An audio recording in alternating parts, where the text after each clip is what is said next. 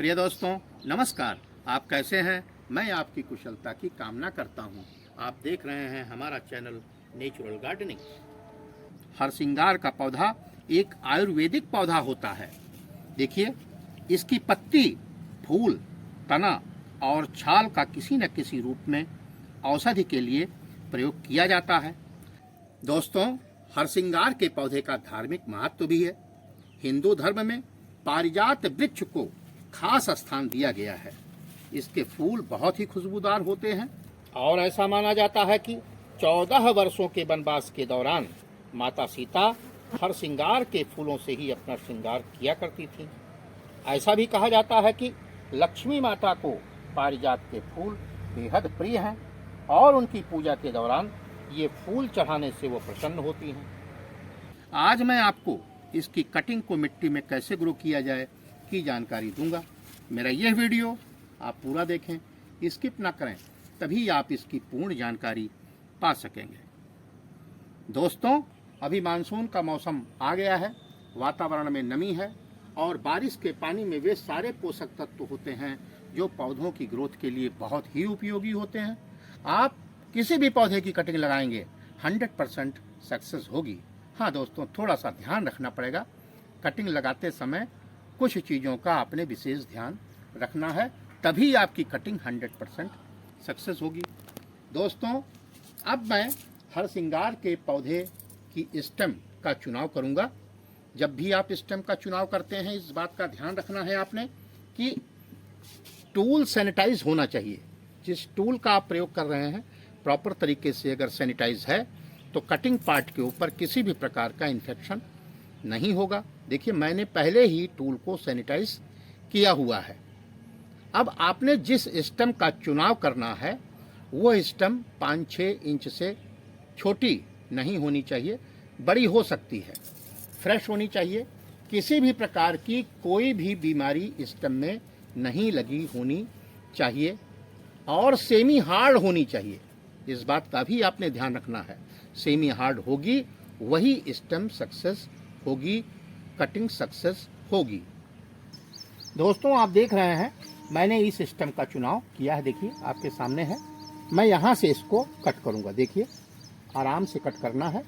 देखिए देखिए, ये मैंने इसको यहाँ से कट कर लिया। दोस्तों, मैंने एलोवेरा की स्टेम लिया हुआ है।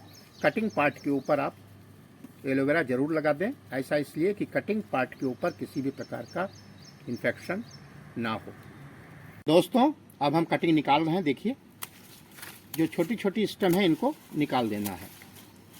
देखिए, इसको भी मैंने यहाँ से निकाल दिया। ऐसा नहीं है कि मैं इन छोटी स्टेम को फेंक दूंगा, इनको भी मैं लगा दूंगा और ये भी सक्सेस हो सकती हैं।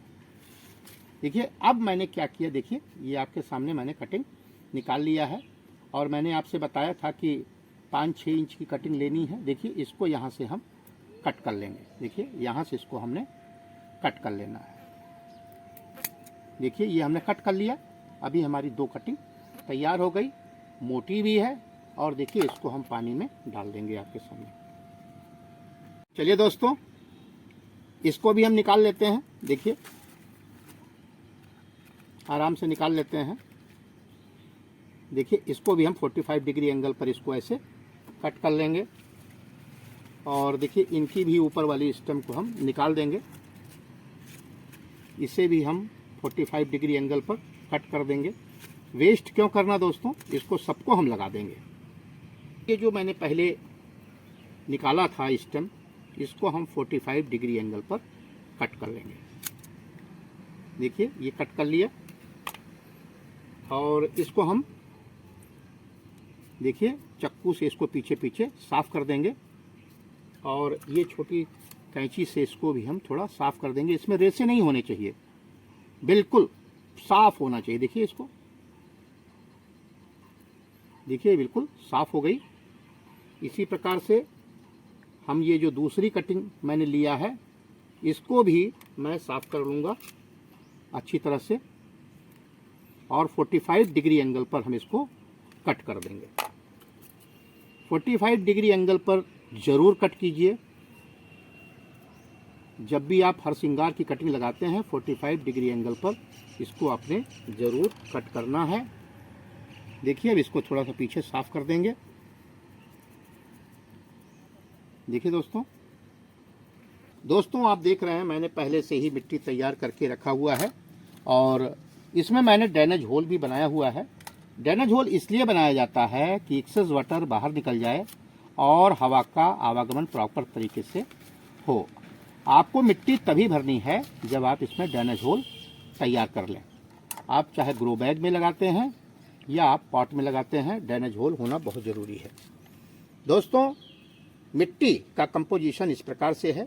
इसमें एक भाग मैंने गार्डन सॉइल लिया हुआ है और एक भाग मैंने सैंड मिलाया है, एक भाग मैंने किचन वेस्ट कंपोस्ट मिलाया है और हाफ टी स्पून मैंने हल्दी टर्मरिक का मिलाया है।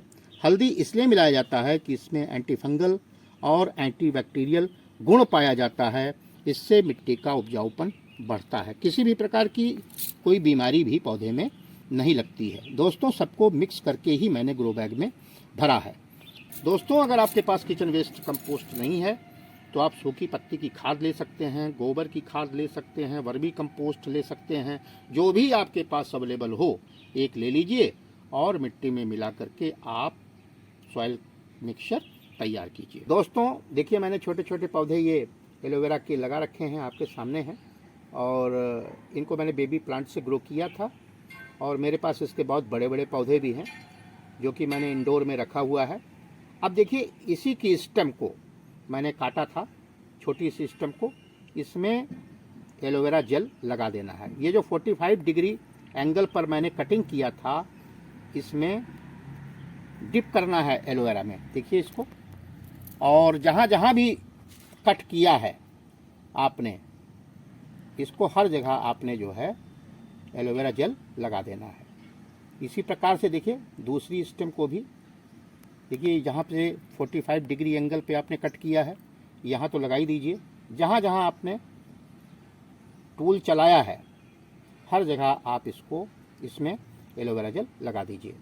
अब देखिए ये एलोवेरा जेल क्यों लगाया जाता है, इसकी जगह पर आप हल्दी टर्मरिक भी लगा सकते हैं, दालचीनी पाउडर भी लगा सकते हैं। दोस्तों ये रूटिंग हार्मोन का काम करता है। अब मिट्टी में 1-1.5 इंच का ऐसे आप होल कर दें, देखिए इसको ड्राइवर से कर दें या उंगली से कर दें और इस स्टम को जो 45 डिग्री एंगल पर हमने कट किया है इसको आप इसमें ऐसे टेढ़ा डाल दें। देखिए और दूसरी स्टम को भी, कटिंग को भी आप इसी प्रकार से, देखिए ये कटिंग पार्ट को जिसमें 45 डिग्री एंगल पर आपने कट किया था, एलोवेरा जेल लगाया था, इसको ऐसे डाल करके और मिट्टी टाइट कर देनी है। दोस्तों इस बात का ध्यान रखना है आपने कि ज़्यादा पानी भी इस पौधे में नहीं देना है। हमारे भाइयों के कमेंट्स आते हैं कि सर हमने हर श्रृंगार की कटिंग लगाई थी और कटिंग ख़राब हो गई। ज़्यादा पानी भी नहीं देना है इसमें, आपने ओवर वाटरिंग नहीं करनी है और आपने इसे ग्रीन नेट के नीचे रखना है। उसके बाद 3-4 दिन के बाद आप इसे धूप में निकाल दीजिए। देखिए आपकी कटिंग 100% सक्सेस हो जाएगी। थोड़ा पानी दीजिए इसमें, इतना पानी देना है कि नीचे के सरफेस तक पानी पहुंच जाए। इस कटिंग को दोस्तों मैं कहीं और लगा देता हूं। दोस्तों अभी आपने देखा हर श्रृंगार पौधे की कटिंग को मिट्टी में कैसे ग्रो किया जाता है। मेरा यह वीडियो आपको कैसा लगा? अगर अच्छा लगा तो लाइक करें, शेयर करें और सब्सक्राइब करें। Happy gardening, take care. फिर मिलते हैं नेक्स्ट ऐसी ही इंटरेस्टिंग वीडियो में। तब तक के लिए धन्यवाद।